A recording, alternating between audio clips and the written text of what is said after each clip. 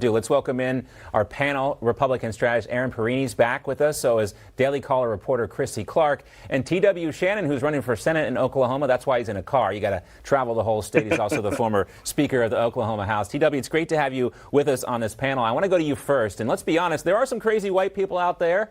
But I'm going to quote CNN's Van Jones, who said a white liberal Hillary Clinton supporter can pose a greater threat to black Americans than the KKK. He was talking about that woman who berated the birder in Central Park, but wanted to get your reaction to what Jonathan Capehart was saying there.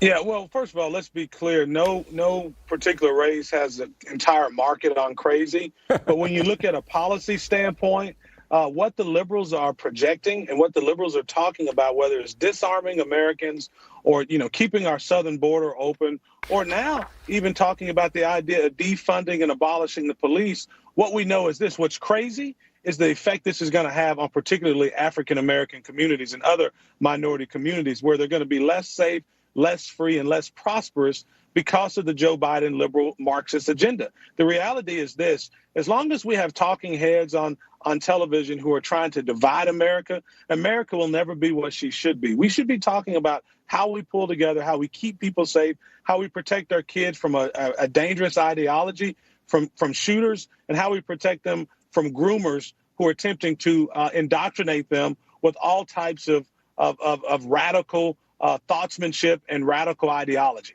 Chrissy, you heard Jonathan Capehart talking about, I talked to people, unnamed sources and all that, but he also specifically cites the Southern Poverty Law Center in his piece. But they've had issues of their own, including a nearly $3.5 million settlement for a defamation case because they mislabeled somebody as an anti-Muslim extremist. I mean, the whole premise for what Jonathan Capehart is writing here seems suspect.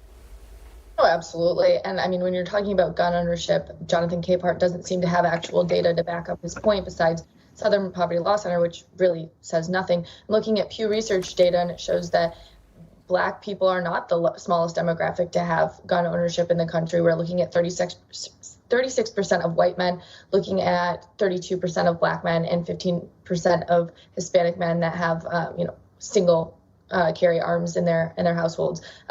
That would make Hispanics at a highest risk for not having, their Second Amendment rights or not going through with their Second Amendment rights in their homes. So that doesn't add up to Jonathan Capehart's Of course point. not. And then at the same time, you're looking at San Francisco.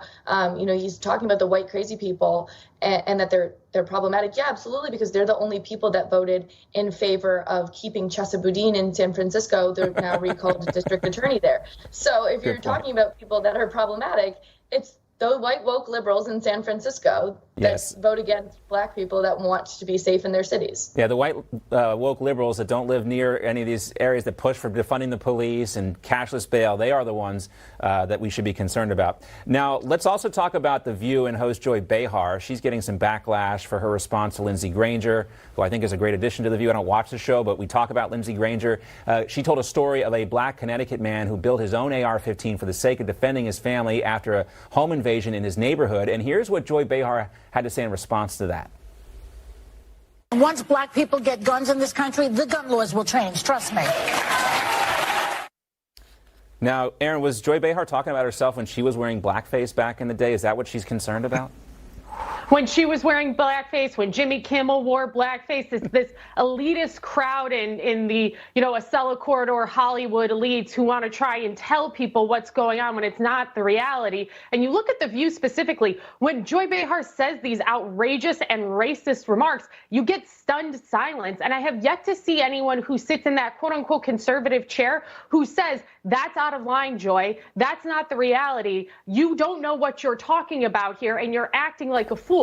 That would be a refreshing take to see on The View, but that's not what we're talking about because that doesn't fit their woke narrative. It doesn't make Joy Behar feel better. And the fact that they are so openly racist, that she says something so completely racist like that and nobody calls her on it, that's the problem here. We need to have an open dialogue in this country, and it means calling things when you see them. That's a racist remark from Joy Behar. Well, I think Lindsey Granger has done a pretty good job of pushing back against some of the crap you hear on The View, but you're right.